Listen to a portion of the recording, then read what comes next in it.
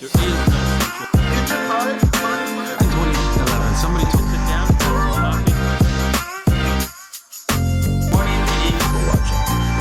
Bitcoin is Very peaceful. good morning, good evening, good afternoon. Real Bitcoin's here to stay, and you need to be a part of it. Good morning, good evening, good afternoon, wherever you are, whenever you are. Thank you for watching my videos. My name is Da Vinci Jeremy. I'm here living in Dubai, and I'm going to be doing something a little different, right? I'm going to be talking to you about the basics of Bitcoin.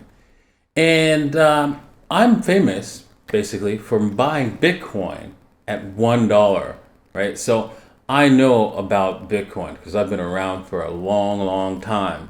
So let's get to it. So what is Bitcoin? Well, basically, Bitcoin is money. Well, it's better money than we're using today. I have 8 reasons why. Instant, peer-to-peer, can't be blocked, deflationary, accessible everywhere, programmable, anything can own it, and increases in value.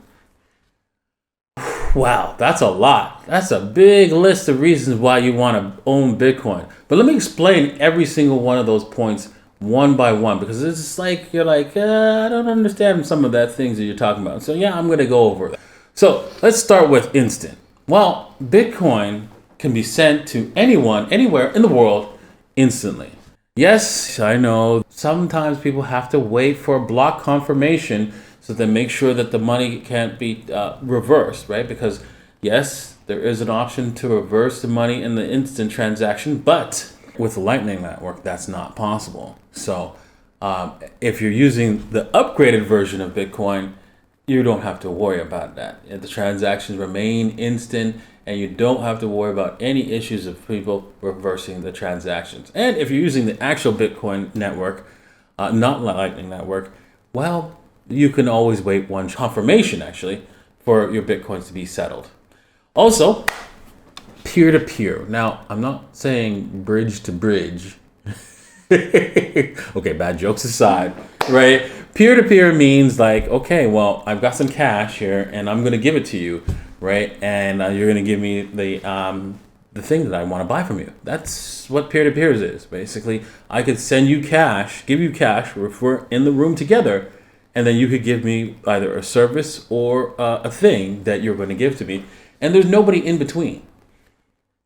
And so imagine having that kind of power on the internet. That's huge, right? Well, this is what Bitcoin provides.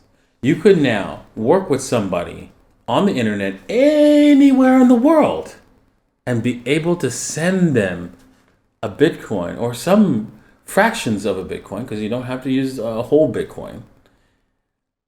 And they can actually get paid, and there's no middleman. There's no Visa taking a cut. There's no PayPal taking a cut. There's no bank taking a cut.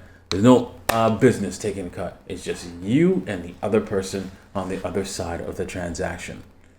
This makes it absolutely beautiful for the internet. Also, Bitcoin is deflationary. Now, I know this is going to sound scary, but Bitcoins do get lost from time to time. They estimate anywhere from 3 to 7 million Bitcoin have been permanently lost and will never come back. But we don't know exact number because they just haven't moved in a long time. It just could be somebody has the Bitcoins and they just don't move them, which is good, right? Because a lot of people want to hodl for dear life. And when I say hodl, right, in the Bitcoin world, it's spelled HODL. Because somebody somewhere misspelled hold. So funny. Anyways, another cool thing I like about Bitcoin is it's accessible everywhere.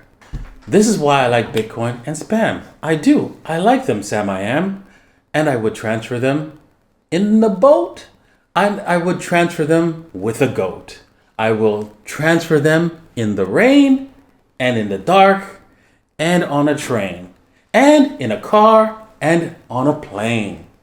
Yes, I'm Dr. Seuss now. In all seriousness, this means you can transport your Bitcoin without actually transporting it. That's because they're everywhere. In other words, you can cross borders with unlimited amounts of wealth. So you know how they say, oh, you can't fly here with more than $10,000 on you, all that becomes irrelevant because they can't tell how much you've got. Next is Bitcoin is programmable. If you were to invent a cool way to access people's money from the current banking system, and you were to go and tell them, hey, can I just use your banking system to make this application work? They'd be like, read between the lines, right? And how about a no? Does that work for you?